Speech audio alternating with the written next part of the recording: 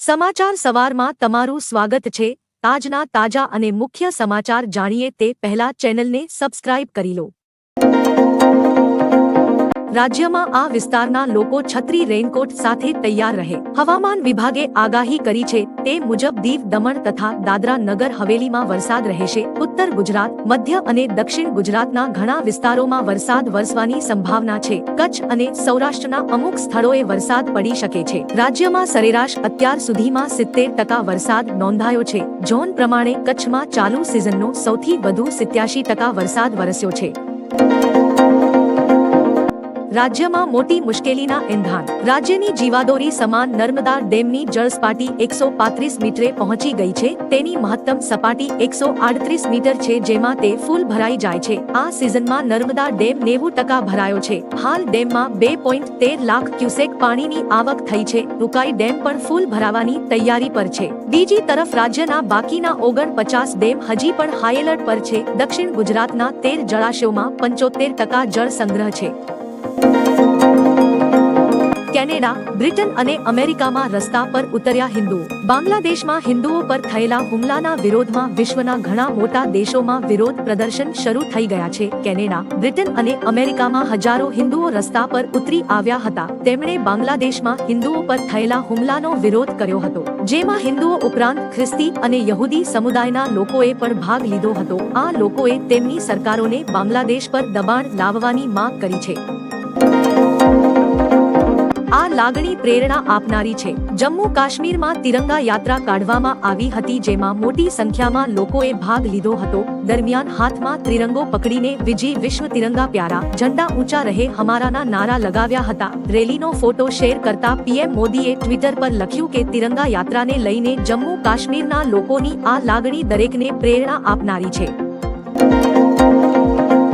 અરશદના સસરાએ તેને ભેટમાં ભેંસ આપી। ઓલિમ્પિક સુવર્ણ ચંદ્રક વિજેતા પાકિસ્તાનના અરશદ નદીમને ભલે રોકડ પુરસ્કારો અને અન્ય મૂલ્યવાન ઇનામોથી સન્માનિત કરાયો હોય, પરંતુ તેના સસરાએ આપેલી ભેટની ચર્ચા ચારે તરફ થઈ રહી છે। અરશદના સસરા તેને ભેંસ ભેટમાં આપી રહ્યા છે। આવી ભેટો ગ્રામીણ વિસ્તારોમાં પરંપરાનો એક ભાગ છે। સ્થાનિક મીડિયા સાથે વાત કરતા અરશદે કહ્યું કે તેમના ગામમાં ભેંસ ભેટમાં આપવી ખૂબ જ મૂલ્યવાન અને સન્માનજનક માનવામાં આવે છે।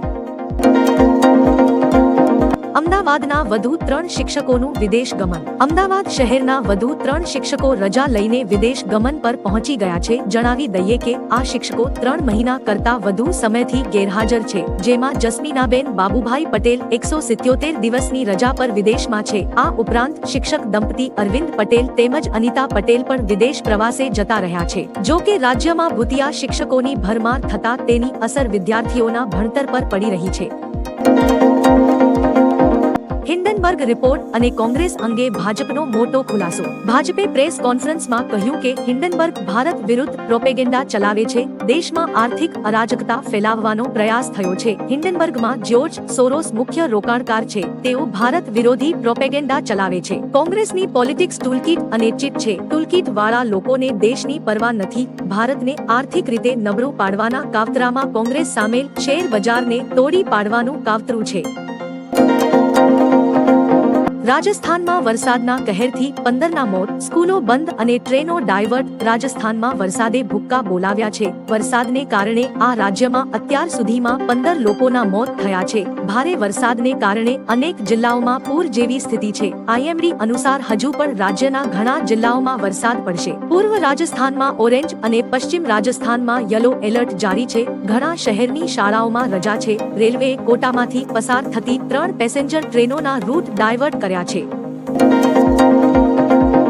રાહુલ ગાંધી કલંક છે। બીજેપી સાંસદ કંગના રનૌતે રાહુલ ગાંધીને કલંક ગણાવ્યા છે। તેમણે ટ્વિટર પર લખ્યું કે રાહુલ સૌથી ખતરનાક માણસ છે। તેઓ કડવા, ઝેરી અને વિનાશક છે। તેમનો એજન્ડા છે કે જો તેઓ પીએમ નહીં બની શકે તો આ દેશને બરબાદ કરી શકે છે। હિન્ડનબર્ગ રિપોર્ટ આપણા શેર બજારને નિશાન બનાવે છે, જેને રાહુલ ગઈ રાત્રે સમર્થન આપી રહ્યા હતા। ગાંધીજી જીવનભર વિપક્ષમાં બેસવા તૈયાર થઈ જાઓ, તમે કલંકિત છો।